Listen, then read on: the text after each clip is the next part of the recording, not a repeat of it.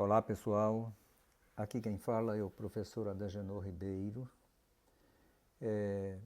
Estou ministrando a disciplina de redação científica mediada por inteligência artificial, que aparece na matrícula dos alunos da Faculdade de Computação como Informática na Educação. E esta aula é destinada aos alunos da FACOMP, dos cursos de Sistema de Informação e bacharelado também em Ciência da Computação. Muito bem, o nosso trabalho tem se desenvolvido, nós temos mostrado como é que a redação científica é uma forma própria de redigir alguma coisa. É um processo que acontece com regras próprias, com forma própria. Não é? Então, nos nossos primeiros encontros, nós analisamos que um texto científico deve apresentar pelo menos 3 grandes qualidades.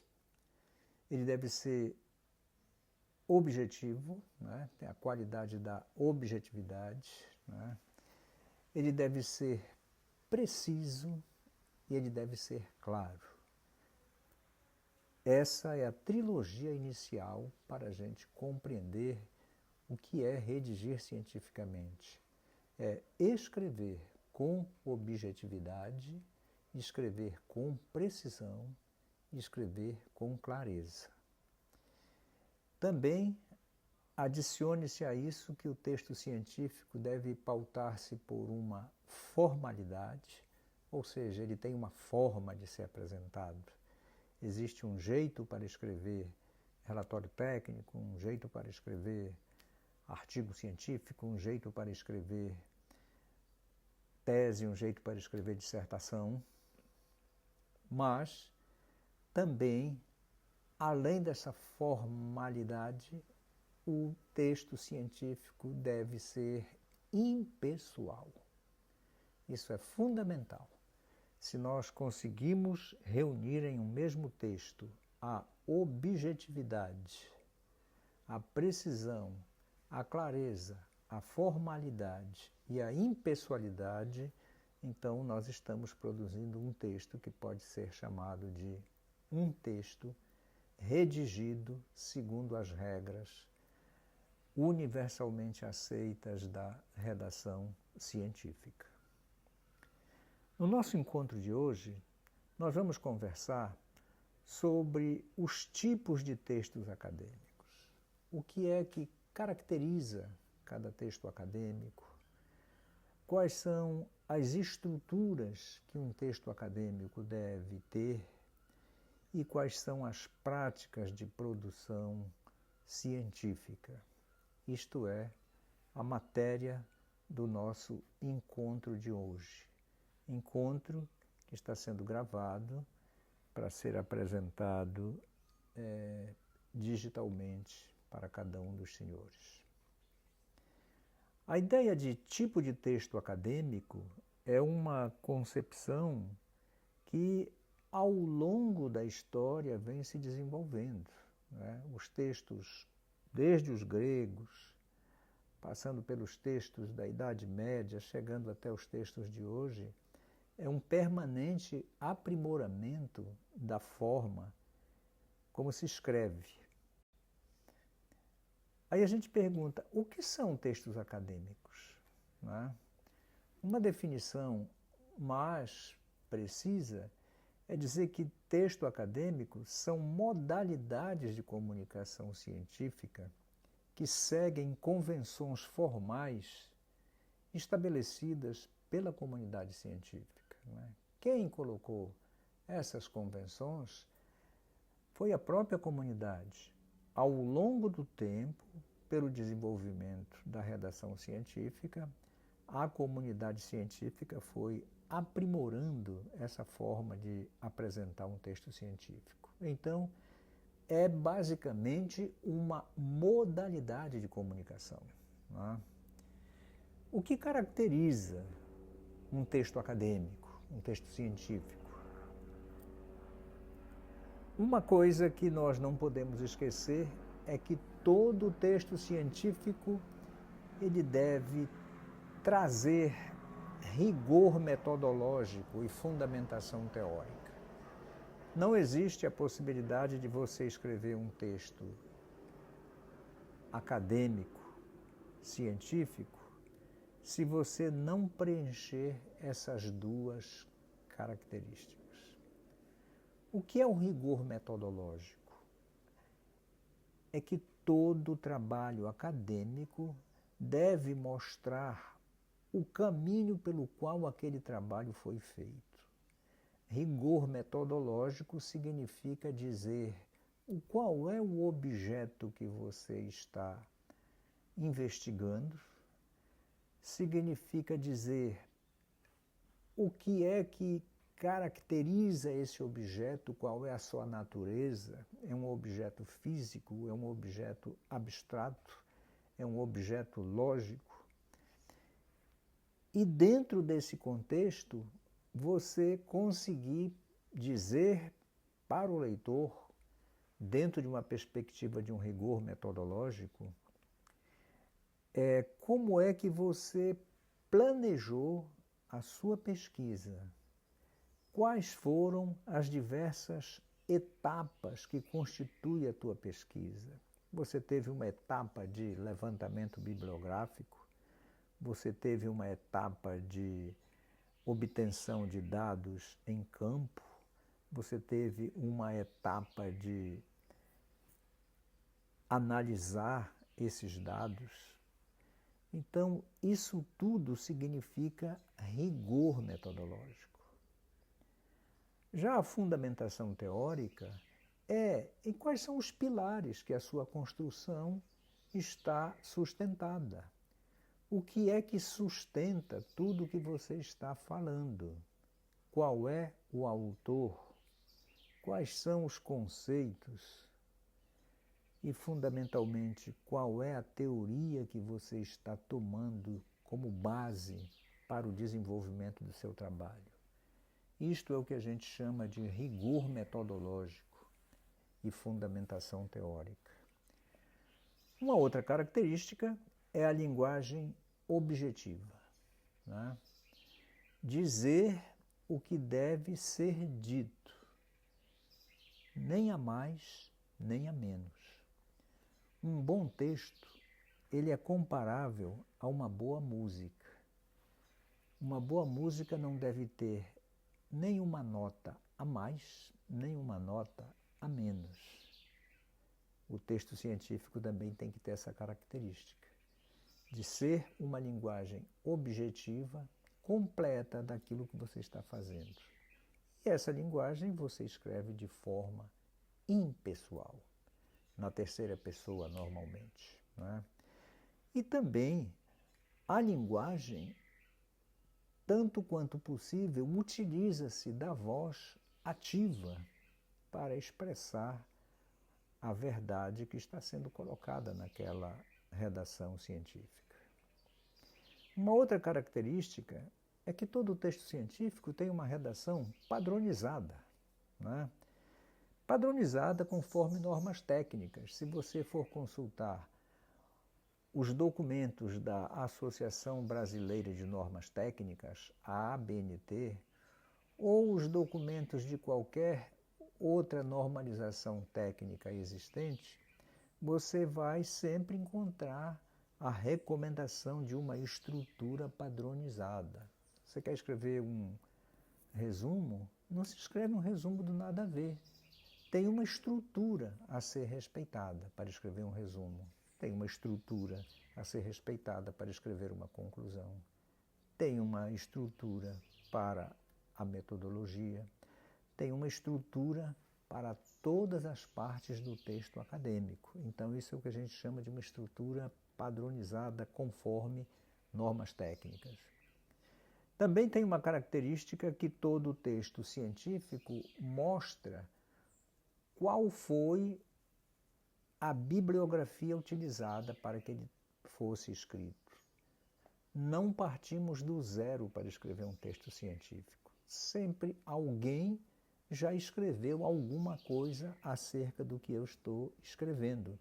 Então, isso significa adicionar as referências bibliográficas de forma consistente.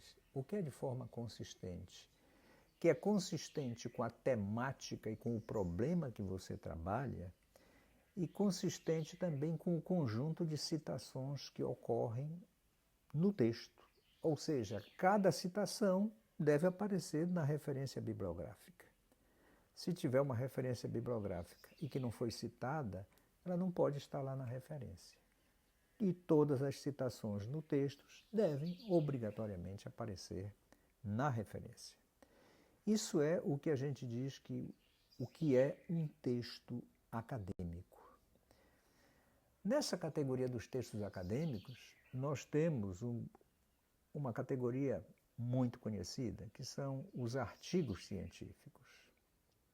O que caracteriza um artigo científico? Não é? A primeira característica é que ele é o principal veículo de divulgação de resultados de pesquisa. Não é? O artigo é onde está a informação mais atualizada acerca de determinado assunto. Os livros são assuntos que já foram consolidados, que já foram maciçamente pesquisados e que se já tem uma concordância maior da comunidade acerca da verdade daquele fato. Então isso aí vai para um livro. Mas um artigo científico é o veículo para a divulgação de resultados de pesquisa. Essa é a principal função de um artigo científico. É um texto com autoria declarada, não é? Ou seja, todo artigo tem um autor, além de oferecer uma contribuição original. O que é que nós chamamos de uma contribuição original? É aquele achado que o pesquisador fez que nenhum outro pesquisador encontrou. Então você encontrou uma novidade que não foi publicada ainda, então aquela novidade é própria para compor um artigo científico. O artigo científico, ele também deve apresentar uma concisão. Ele deve ser uma informação concisa, uma informação compacta, uma informação sintética, né? O artigo científico também se caracteriza pela objetividade, que é uma qualidade da linguagem científica, e, naturalmente, pelo que nós chamamos de rigor metodológico, né? As publicações de origem norte-americana e muitas publicações de origem europeia, nesta parte que eu estou chamando rigor metodológico, eles denominam como material e métodos. Material e métodos é a parte do artigo onde você diz que material você adotou e que métodos você utilizou para interpretar esses materiais. Isso é um artigo científico, né? Existem artigos científicos de revisão, existem artigos científicos que exploram a fronteira de um determinado conhecimento. Existem, enfim, artigos científicos de diversas modalidades, né? Um artigo escrito por um estudante de iniciação científica ou de graduação tem uma determinada complexidade que é diferente de um artigo oriundo do desenvolvimento de uma dissertação de mestrado ou oriundo de uma tese de doutorado. Mas todos são artigos, né? São artigos iniciais, artigos intermediários, artigos avançados numa determinada temática científica. Ainda no item artigo científico, há muito tempo a comunidade científica propôs uma estrutura que foi considerada uma estrutura adequada para que o autor do artigo consiga desenvolver mais rapidamente o seu trabalho. Essa estrutura é denominada na literatura como in-head, que significa o ID, introdução, contextualização, objetivo e justificativa, o M de métodos, procedimentos metodológicos detalhados, o R de resultados, o A de apresentação de dados obtidos e o D de discussão, análise e interpretação dos resultados. Essa estrutura ela é seguida na maioria dos artigos, principalmente oriundo das ciências naturais. Mas hoje ele é muito utilizado nas mais diversas áreas do conhecimento. De uma maneira geral, é como se víssemos o trabalho de fazer um artigo distribuído em blocos. No primeiro bloco, o que é que tem? Tem uma introdução. Na introdução, você contextualiza o tema que você está trabalhando, né? Você apresenta o objetivo da tua pesquisa e o que justifica realizar aquela pesquisa. No método ou no materiais e métodos, você apresenta o procedimento metodológico detalhado. O que é que significa o procedimento metodológico detalhado? É você dizer para o autor a caracterização do objeto que você está pesquisando, demonstrar as etapas do planejamento de realização da pesquisa, depois detalhar cada uma das etapas e, finalmente, mostrar o método de análise dos dados que você utilizou na sua pesquisa. Isso é o M na estrutura. Quando você aplicar o material e métodos da sua pesquisa, você vai obter os resultados. E o resultado é uma apresentação dos dados obtidos. Não somente os dados brutos, mas os dados processados, que significa a que conclusões você chegou, que significa o que você descobriu, qual é a novidade que apareceu. E de posse disso você realiza a discussão. E o que é a discussão? É a análise e interpretação dos resultados, né?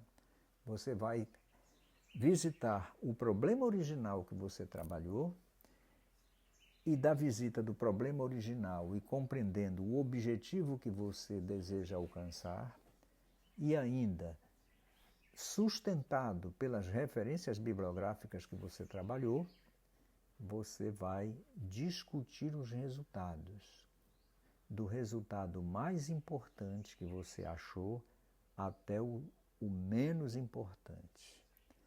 E cada resultado, evidentemente, sustentado pela referência teórica que o seu trabalho apresenta, que você já fez essas citações no caso de um artigo no capítulo introdutório. Tá? A introdução apresenta os referenciais teóricos que você trabalha. Este método IMRAD é uma referência feito pela Associação Brasileira de Normas Técnicas, a norma 6022 de 2018. Né? Assim, prosseguindo no nosso trabalho, nós chegamos a uma categoria de texto acadêmico, de texto científico, chamado resumo acadêmico. O que é um resumo? Né? Todo trabalho científico apresenta um resumo. O resumo funciona como uma espécie de cartão de visita, onde, naquele cartão de visita, o leitor vai decidir se ele continua a leitura ou se ele aborta a leitura, né? Aquilo não me interessa. Então, a qualidade de um resumo define também a qualidade de um trabalho, né?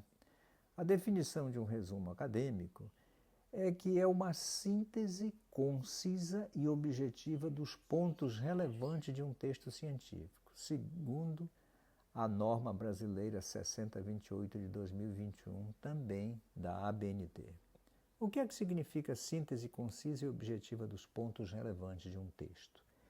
Significa que, num resumo, você deverá ser capaz de dar uma panorâmica ou um contexto do que você está trabalhando. E nessa panorâmica você identificar pontos que não foram trabalhados, que estão em aberto, ou que se chama também de lacunas. E a partir desses pontos em abertos, você enunciar um problema, que é o problema que você vai pesquisar. E enunciado o problema, você dizer, como um outro ponto relevante, qual é a base teórica que você utiliza. Quais são os conceitos, os autores, as teorias que subsidiam o seu trabalho, né? E dito isto, você demonstrar em rapidíssimas palavras qual foi o método que você usou, qual foi o material e métodos utilizados para que o seu trabalho tivesse a produção dos resultados a que você chegou. E nesses resultados você apresenta, no resumo, os 3 primeiros mais importantes, ou o mais importante, se você preferir.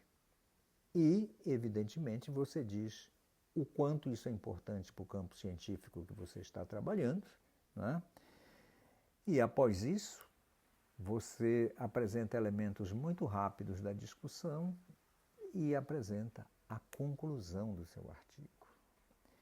Agora, um artigo, ou seja, um resumo acadêmico, o resumo acadêmico, ele pode ser de alguns tipos. O resumo indicativo, o resumo informativo e o resumo crítico ou resenha, né? O resumo indicativo, ele apresenta os pontos principais de um trabalho sem detalhar.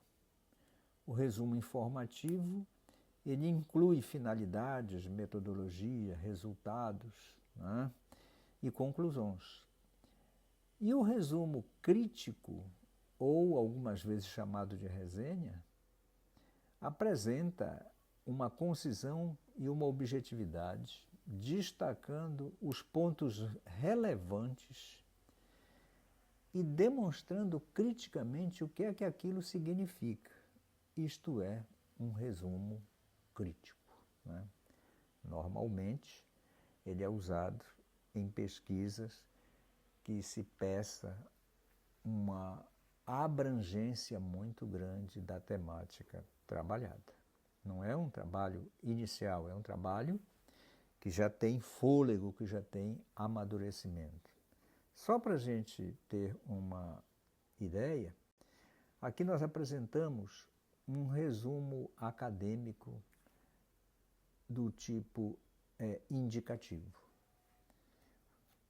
Se nós tivéssemos um artigo cujo título fosse Gestão Sustentável de Resíduos Sólidos Urbanos, Desafios e Inovação no Contexto Municipal, um resumo indicativo diria para nós: o texto aborda a problemática da gestão de resíduos sólidos urbanos sob a ótica da sustentabilidade e da governança municipal. Aqui você disse qual é o padrão que você está se baseando.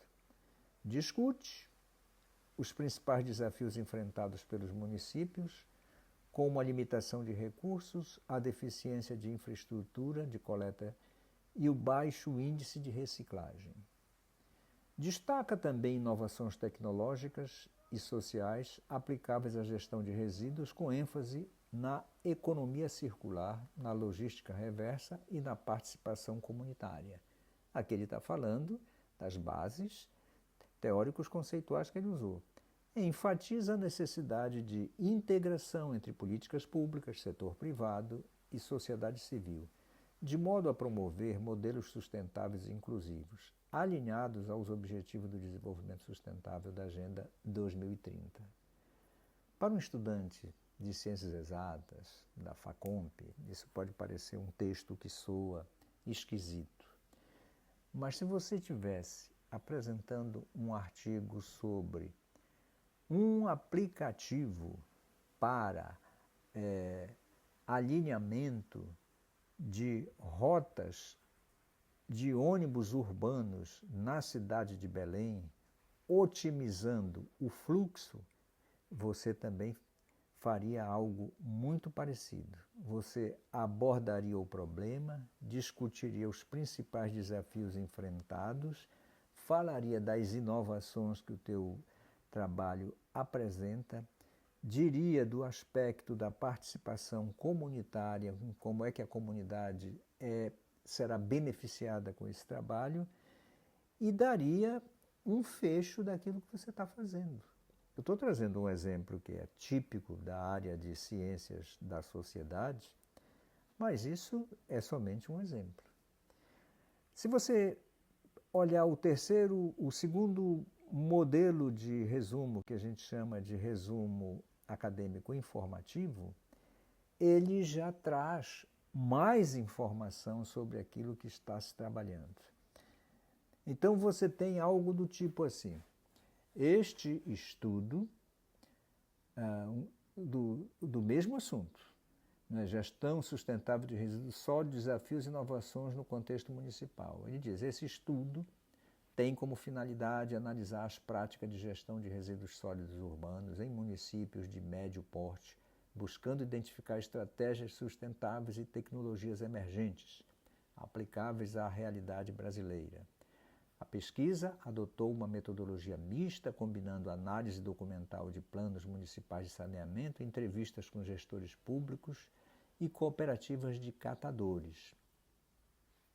A avaliação quantitativa de indicadores de coleta e reciclagem e disposição final. O informativo é como se fosse uma matéria de jornal. Você já está dando mais acesso ao público para que ele conheça aquilo que você está fazendo. Ele diz, os resultados apontam que, embora 78% dos municípios possuam legislação específica sobre resíduos, apenas 35% implementam ativamente programas de reciclagem e compostagem. E a logística reversa ainda é incipiente. O estudo identificou iniciativas exitosas em cidades que adotaram modelos de gestão participativa envolvendo catadores e comunidades na cadeia de valor dos resíduos. Veja bem, aqui, este resumo, você já está apresentando partes detalhadas de um trabalho desenvolvido, né? Conclui-se que a integração entre políticas públicas, inovações tecnológicas e engajamentos sociais para o avanço da economia circular nos centros urbanos, a consolidação de uma gestão sustentável, resíduos sólidos urbanos, requer, portanto, planejamento intersetorial, incentivos econômicos, alinha-se aos Objetivos do Desenvolvimento Sustentável, da Agenda 2030. Então, aqui você deu uma informação, mas na forma de um resumo. O próximo tipo de resumo é o que nós chamamos de resumo crítico. Vocês desculpem o tamanho da letra, porque nós estamos exibindo um vídeo aqui, né? Mas o resumo crítico, ele já é mais denso, ele critica a solução. Para o mesmo problema, o resumo crítico diz assim, o texto aborda de forma abrangente a problemática de gestão de resíduos sólidos urbanos, enfatizando a necessidade de alinhar práticas locais e as diretrizes da Agenda 2030, especificamente o ODS 11, Cidades Sustentáveis, e ODS 12, Consumo e Produção Responsável. A pesquisa evidencia que, embora existam avanços normativos e técnicos, a implementação efetiva de políticas públicas permanece fragmentada e reativa, dependente de ciclos eleitorais e da limitada capacidade institucional de muitos municípios. Então, aqui, ele apresenta o problema, alinha a Agenda 2030 aos Objetivos do Desenvolvimento Sustentável, mas critica a questão da implementação efetiva de uma política pública para esse tipo de problema, que ele diz que é uma política fragmentada, que não produz os resultados. Aí ele parte para a metodologia, diz, metodologicamente, o estudo combina análise quantitativa e qualitativa, o que reforça a sua consistência empírica, Entretanto, revela uma lacuna estrutural entre o discurso da sustentabilidade e a prática da gestão pública, marcada por insuficiência de recursos, baixa integração entre setores e fragilidade na educação ambiental. Novamente, ele faz uma outra crítica. Aí chega, os resultados mostram que as iniciativas bem-sucedidas derivam de articulação entre setor público, sociedade civil e cooperativas de catadores, evidenciando que a sustentabilidade urbana exige governança colaborativa e inovação social, mais do que investimentos isolados em infraestrutura. Então você vê que o artigo não é só informativo, não é só um resumo, quer dizer, o resumo não é só uma síntese, não é só uma informação, ele está criticando aquilo que o problema apresenta e que não foi resolvido. Aí diz, criticamente, o texto expõe uma visão realista, porém otimista, ao defender que a transição para modelos circulares é a solução, um planejamento intersetorial, transparência na gestão, valorização do trabalho socioambiental. E aí o artigo prossegue sempre trazendo informações de maneira crítica, diz.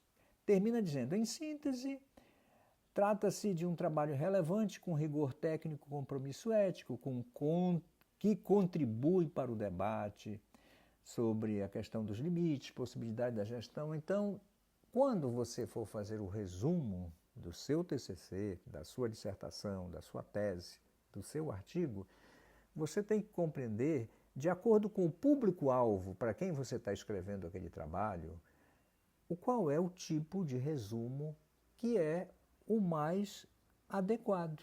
Se é um resumo informativo, se é um resumo crítico, o que parecer melhor para você.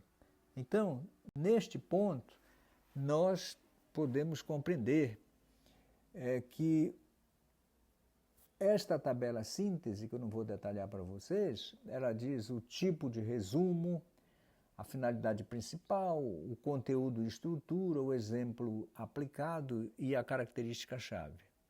Então, se você compreender o que é um resumo indicativo, o que é um resumo informativo, o que é um resumo crítico, a partir da compreensão da finalidade, por exemplo, o indicativo. A finalidade é indicar os temas abordados em detalhes, né, resultados ou conclusões. Enquanto o resumo informativo, ele resume o conteúdo integral, incluindo finalidade, metodologia, resultado e conclusões. E o resumo crítico, esse já traz uma outra abordagem.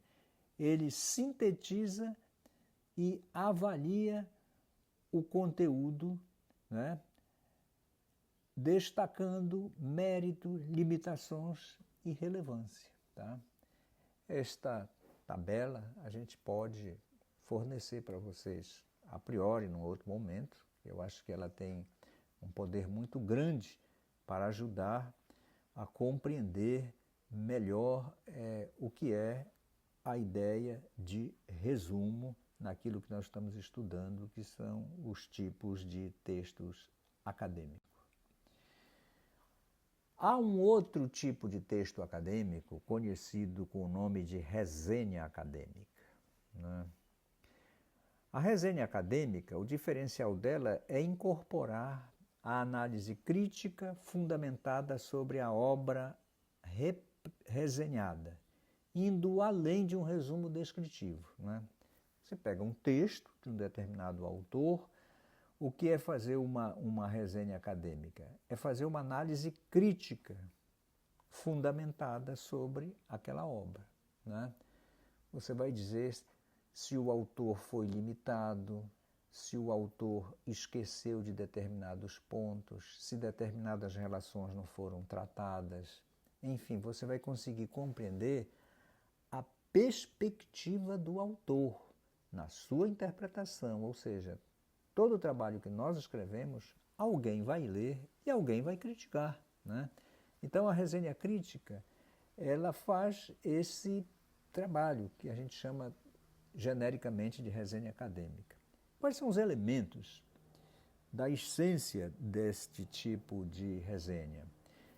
Ele apresenta uma identificação completa da obra e as credenciais do autor. Você diz artigo tal, autor fulano de tal, que é engenheiro, que é mestre em tal coisa, que trabalha em tal coisa. Você faz um resumo do que é o autor, que a gente chama as credenciais do autor. E aí você apresenta o resumo do conteúdo principal. Todo artigo, ou toda tese, ou todo documento científico, você deve ler e apresentar um resumo daquele conteúdo. Apresentado o resumo, você apresenta a análise crítica sobre em que aquele trabalho contribui com alguma coisa na temática estudada e em que aquele trabalho é limitado.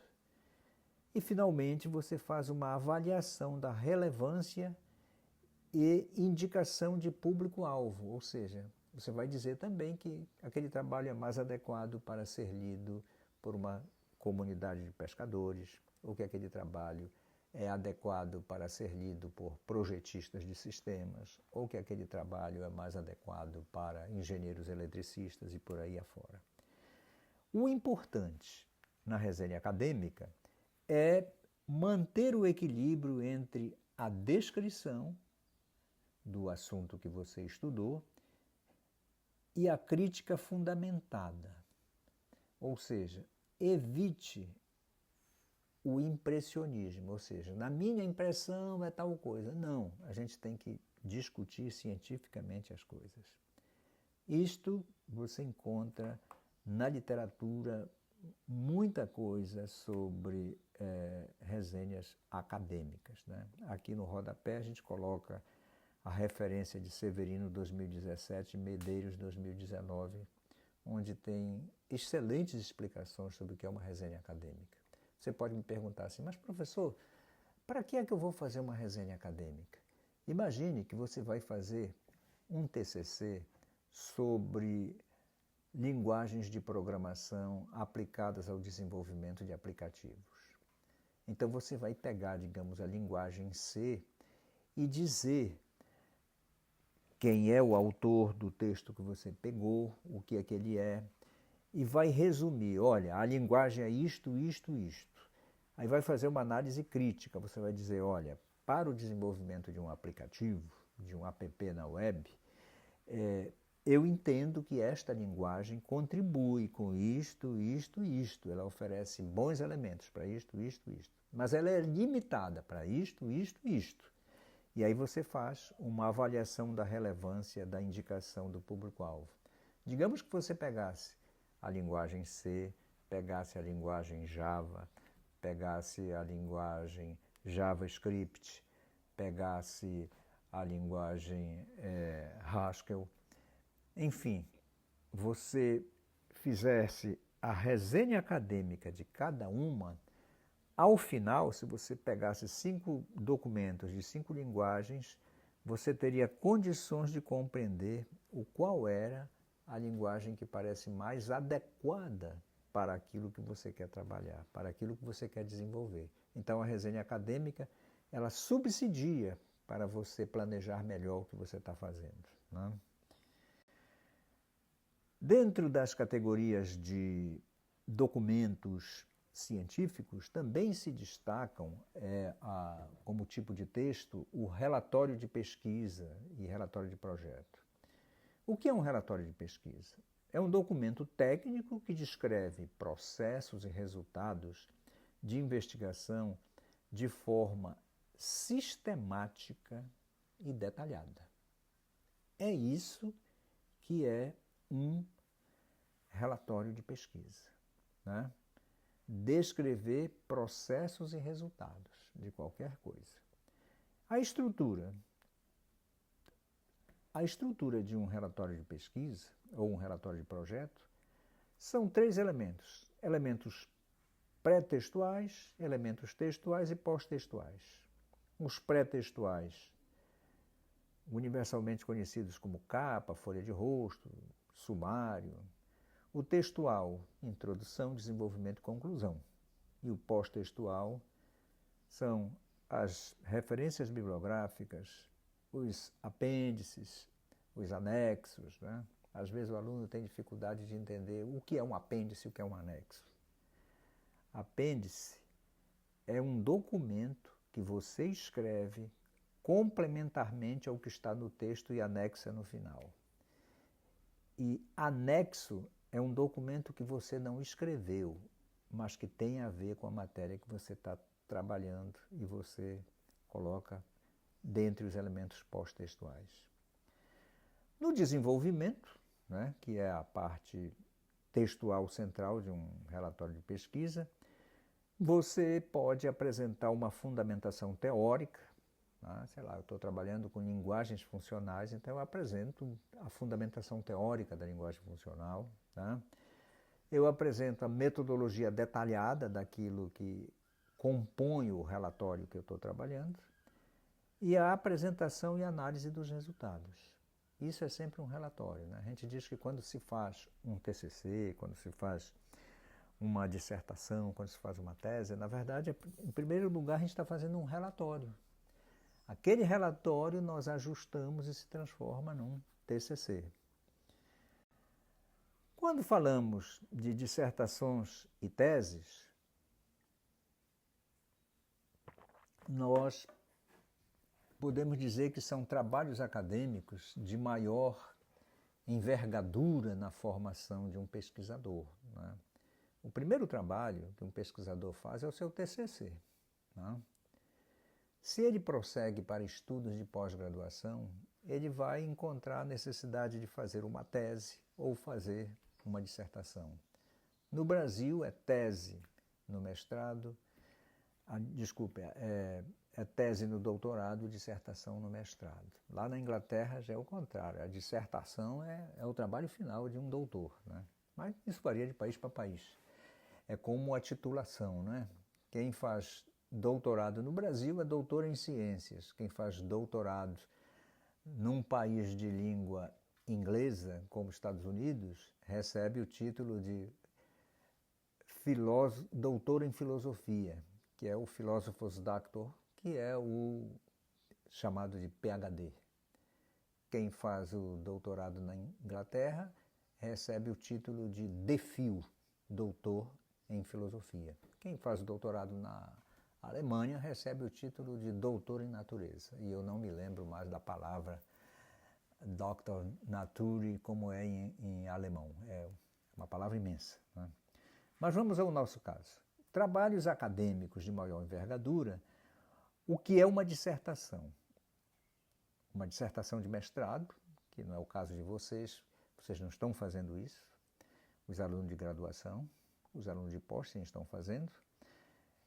Ela se caracteriza por ser um domínio atualizado do tema, não é? Você não pode fazer uma dissertação de mestrado escrevendo o que os outros já escreveram, não é?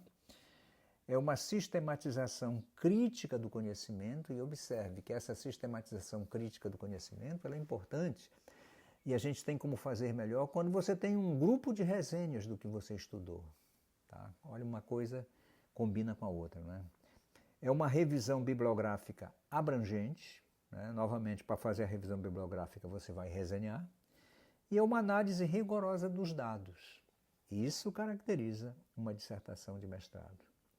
Uma tese de doutorado já significa uma contribuição original, o que é o novo, uma descoberta, algo impactante, algo que parece paradoxal num primeiro momento, né?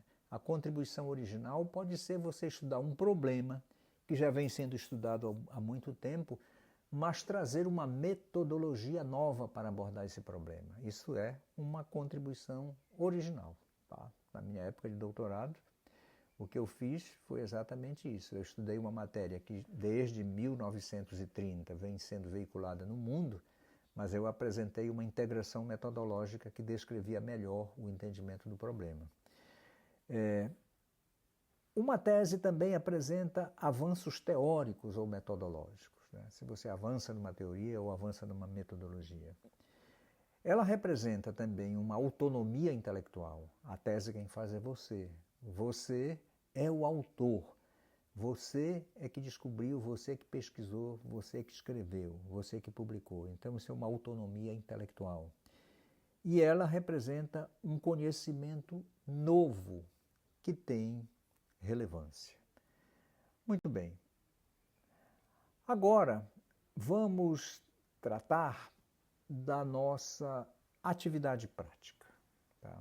Já quase encerrando a nossa transmissão, a nossa atividade prática vai ser, na primeira etapa, nós vamos fazer uma análise comparativa, ou seja, nós vamos identificar elementos estruturais de diferentes gêneros textuais, que são esses gêneros que nós comentamos. O procedimento. Tem um procedimento base que nesses 5 passos você consegue compreender. O procedimento é selecionar exemplos de artigo, de resumo, de relatório e de tese. Para os alunos de graduação, eu vou excluir a tese. E depois, listar elementos estruturais de cada texto. Né? Nós vimos o que são as estruturas que esses textos têm, né? E eu quero que você somente liste. Olha, esse texto tem isto, isto, isto, isto. E aí você elabore um quadro comparativo de semelhanças e diferenças. Ou seja, após isso você vai fazer análise da função comunicativa de cada elemento. Você vai dizer por que cada elemento foi utilizado e por que é importante e o que é que ele comunica. E verifique a conformidade com as normas da ABNT. Qual é a etapa 2? Desenvolver capacidade de reconhecer marcadores linguísticos e discursivos específicos de cada gênero, seja o gênero artigo, seja o gênero resumo, seja o gênero resenha. Nós podemos focar, inclusive, o nosso estudo nesses 3 tipos de documento: artigo, resumo, resenha. E feito isso, nós colocamos que a etapa 3 é a produção textual orientada, que é a aplicação dos conhecimentos na produção dos diferentes gêneros. Nós vamos fazer as seguintes tarefas: um resumo informativo de 250 palavras no máximo, para cada documento investigado. Você vai escolher um artigo, vai escolher um resumo, vai escolher uma resenha. Você encontra milhares deles na internet. Você vai fazer uma resenha crítica de, no máximo, 800 palavras. Um mini relatório de pesquisa bibliográfica. Tá? Pesquisei isto, encontrei isto. E escrever uma breve introdução a um projeto de pesquisa. Você pode, nesse momento, aproveitar a temática do seu TCC. No caso do aluno de pós-graduação, pode ser da sua dissertação ou da sua tese. Né? Nós vamos avaliar a adequação ao gênero texto, a conformidade com as normas, a clareza, a coerência, a fundamentação teórica e a correção gramatical. É somente isso.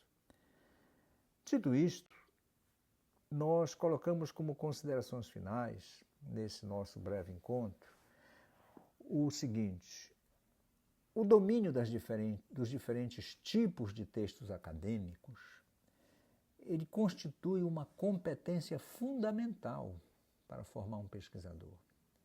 O pesquisador precisa saber o que é um resumo, precisa saber escrever um resumo, precisa saber ler um resumo, interpretar um resumo. Um pesquisador precisa saber o que é um artigo, como se escreve, qual é a sua estrutura. Né?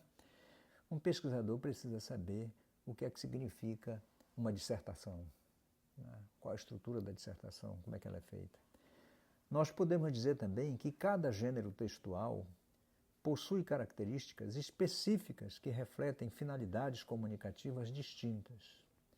E, finalmente, dizer que o rigor formal, ele não limita a criatividade, ele legitima o conhecimento científico. Assim, alunos e alunas, eu preferi fazer este vídeo como uma forma de registro mais permanente, para que caso você tenha alguma dúvida, você consiga retornar ao vídeo o número de vezes que julgar necessário, né? E a gente pode continuar o nosso diálogo em sala de aula no nosso próximo encontro. Grato a todos vocês e bom proveito da matéria exposta. Até a vista.